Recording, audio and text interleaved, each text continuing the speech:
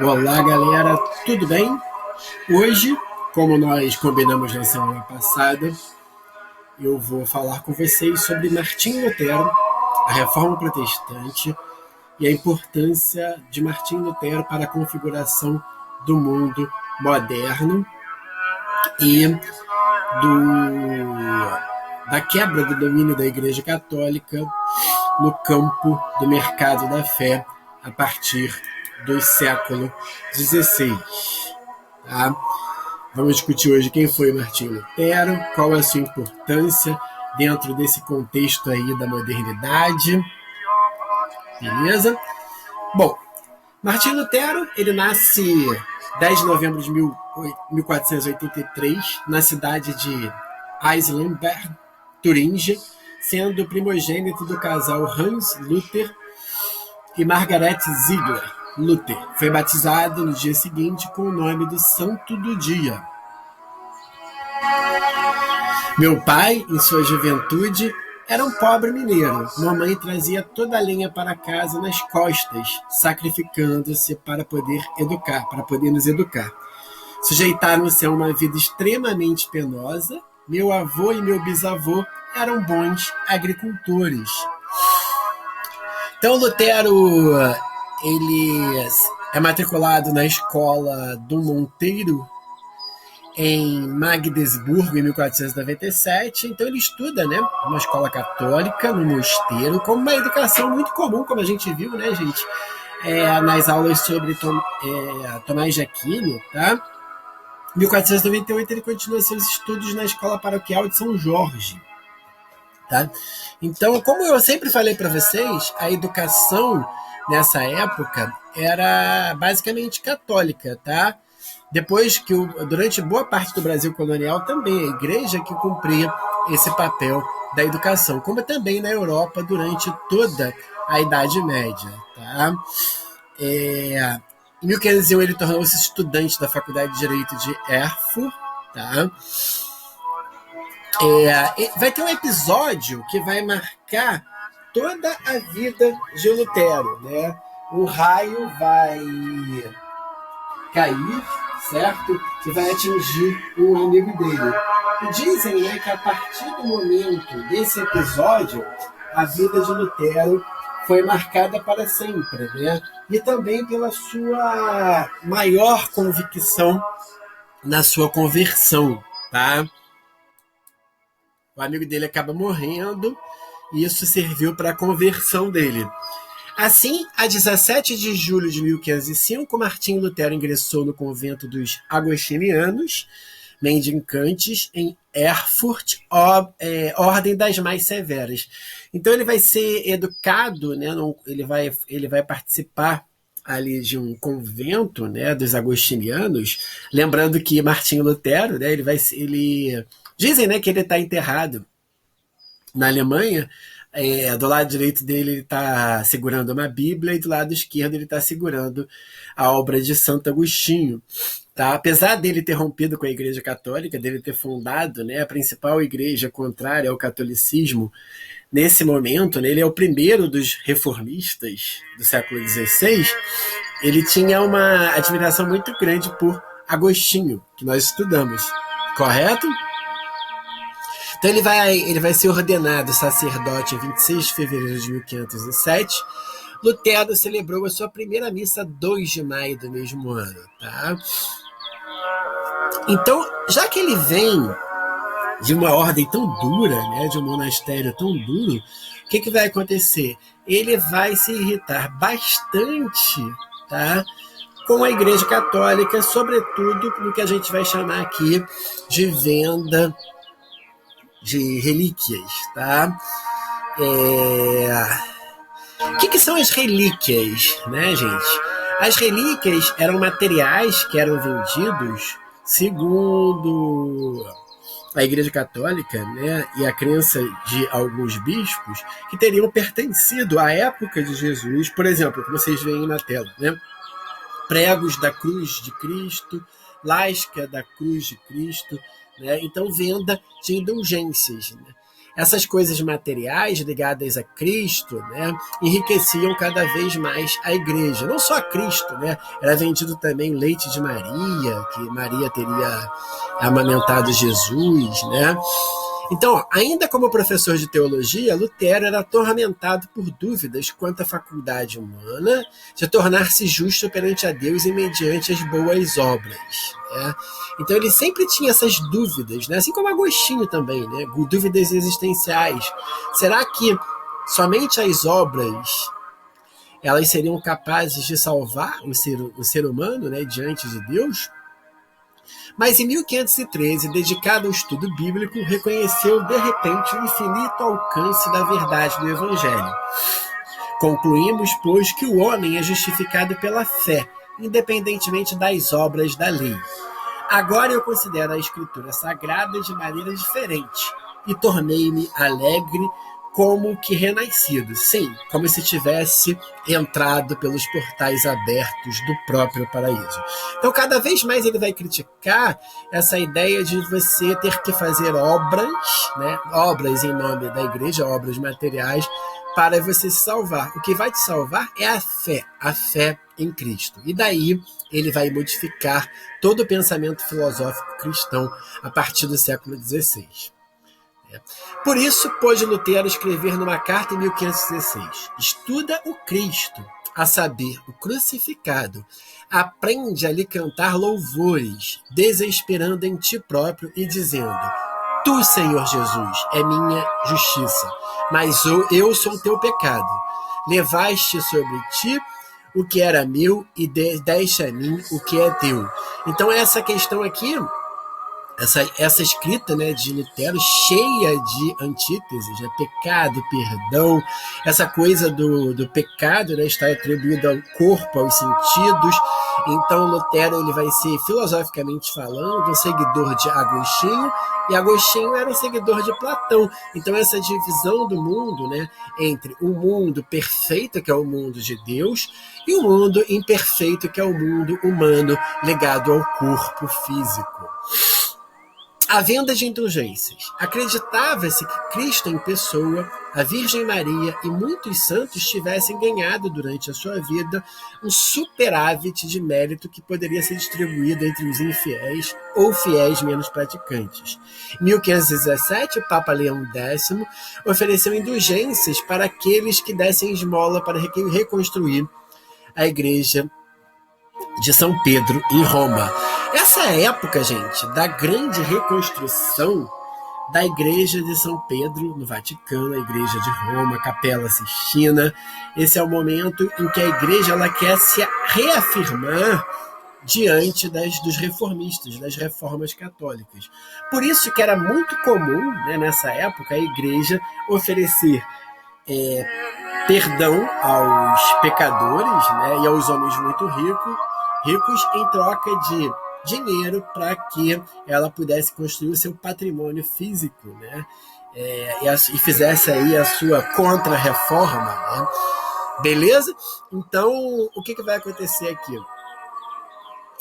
Cada vez mais a Igreja Católica ela vai afirmar que a maneira de você conseguir o perdão é através de obras, né? Ou através de doações ou práticas de indulgências. Isso vai irritar muito Martinho Lutero, né? Ele vai acabar rompendo com a igreja exatamente por isso, tá? Então, a revolta de Lutero.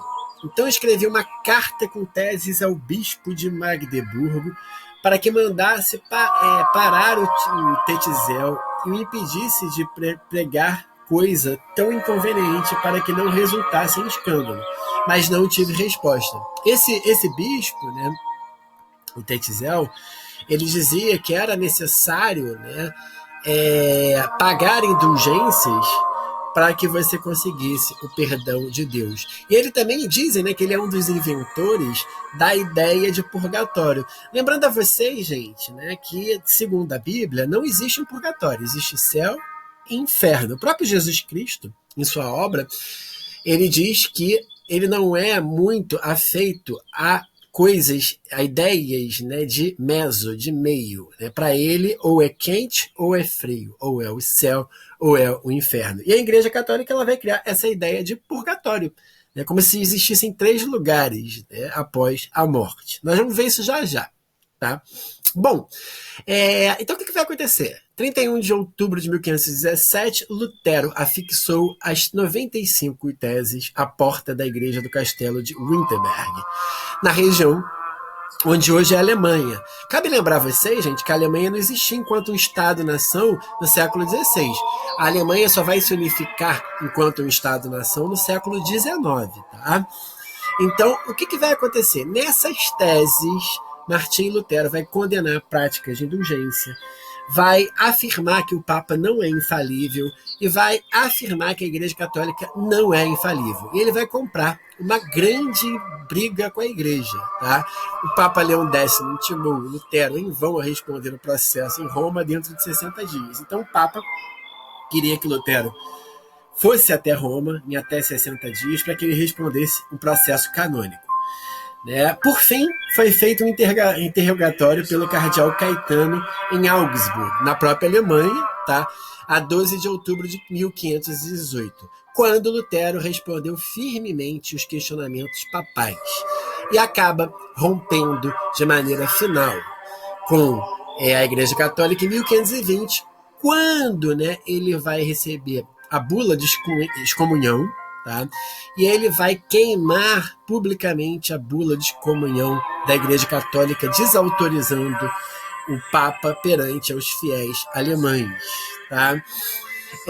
Em 10 de dezembro de 1520, Lutero queimou a bula junto à porta de Wittenberg em público, juntamente com o direito canônico e outros documentos romanos. Aí a frase dele diz aqui: por teres destruído a verdade de Deus, o Senhor hoje destrua a ti nesta fogueira. Então ele vai comprar, né, a briga com a Igreja Católica. A Igreja Católica, né, vai considerá-lo proscrito. O imperador alemão também. Tá? Então, quando você é considerado proscrito nessa época, qualquer um pode te matar, tem o direito de te matar. Aí fica a grande questão, né? Como que Lutero sobreviveu, né? Em 4 de maio de 1521, ele foi sequestrado. Vamos entender isso aqui. Existia, gente, a maior proprietária de terras durante o século XVI da Europa era a Igreja Católica. E isso incomodava muito os comerciantes, tanto na Alemanha, quanto na França, quanto na Inglaterra. Incomodava também, né, os reis. Né? Então, o que vai acontecer? Martinho Lutero vai ser sequestrado, entre aspas, pela burguesia, tá? Pelos setores muito ricos do Estado ali, da Alemanha pré-Estado, no século XVI. E eles vão protegê-lo e vão ajudar a Lutero a fundar a Igreja Luterana, independente da Igreja Católica. Quais eram as vantagens para esses comerciantes? Né? Eles passam a não mais depender do Papa e eles passam a gozar de autonomia frente à Igreja Católica também. E incorporam as terras da Igreja como se fossem suas, sem precisar da autoridade papal. Tá? Então, Martinho Lutero ele passou a ser protegido pela burguesia alemã e pelos grandes comerciantes, né, da Alemanha pré-Alemanha. Né? É até engraçado falar isso, porque é Alemanha pré-Estado. Né? Em dezembro de 1521, Lutero iniciou a tradução da Bíblia para o alemão, à base dos originais em hebraico e grego. Então é a primeira vez que a Bíblia, isso é muito importante em termos filosóficos, tá, gente? É a primeira vez que a Bíblia, o texto sagrado, ela é traduzida para um idioma comum, que a gente vai chamar de idioma vulgar. E a partir do século XVI, a Bíblia vai ser permanentemente traduzida para o francês pelos calvinistas, para o inglês através da reforma anglicana. Tá? Então, cada vez mais, a Bíblia vai ganhar o idioma local. Isso vai facilitar o quê, gente? Isso vai facilitar aos próprios cristãos que eles interpretem a Bíblia e não mais dependam de uma autoridade do clero, de uma autoridade da Igreja Católica. Né? E quando você lê a Bíblia no seu idioma local, você passa a interpretá-la com mais poder. É o poder de você interpretar um texto por sua própria condição. E uma outra coisa que vai ser muito comum, né, nos países protestantes, como a Alemanha, como algumas partes da França, e como a Inglaterra, a Holanda, a tradução da Bíblia vai acabar incentivando uma grande promoção ali por parte dessas igrejas, né, luteranas, calvinistas, de alfabetização da população em massa. Esses países vão ser os mais alfabetizados durante os séculos XVI, XVII e XVIII. E com a grande invenção da prensa por Gutenberg, também na Alemanha, a Bíblia vai ser editada em alemão em grande quantidade. Ela até hoje, né, é o livro mais publicado do mundo. Então, o que vai acontecer? Uma grande campanha de alfabetização e de acesso ao povo à leitura da Bíblia por sua própria conta. Isso dá um poder, gente, de individualidade. Imagina assim, o que você depender da autoridade de um padre para ler a Bíblia para você. Se você não consegue ler, o que ele te disser vai ser a verdade. A partir do momento que Lutero traduz a Bíblia, e a Bíblia, né, ela chega a qualquer alemão, ela chega a qualquer inglês, ela chega a qualquer francês ali da região da Reforma, ele vai ter autonomia para ler o mundo, ele vai ter autonomia para questionar o texto, ele vai ter autonomia para questionar a autoridade papal, né? Então, esse pensamento individualista de questionamento do mundo, ele vai se efetivar muito a partir de Lutero. Por isso, gente, toda vez que a gente fala em Martinho Lutero, a gente não está falando somente de um reformista religioso. Não, ele é extremamente importante para a filosofia, porque ele permite cada pessoa, cada indivíduo, lendo o texto da Bíblia Sagrada em seu idioma, lendo e interpretando por sua própria conta. Isso dá uma capacidade de interpretação jamais vista ao homem. Daí, né, Martinho Lutero ser conhecido um dos grandes revolucionários do mundo moderno. Então ele faz uma revolução cognitiva, sobretudo intelectual. Beleza? Tá? Ele vai se casar, ele vai ter alguns filhos, né? Rompendo com essa tradição de que o clero, né, da Igreja Católica não poderia se casar, tá? Isso era uma preocupação econômica muito grande da Igreja Católica, tá? E Martinho Lutero, né, ele vai falecer em 18 de fevereiro de 1546, na Alemanha, em Eisleben.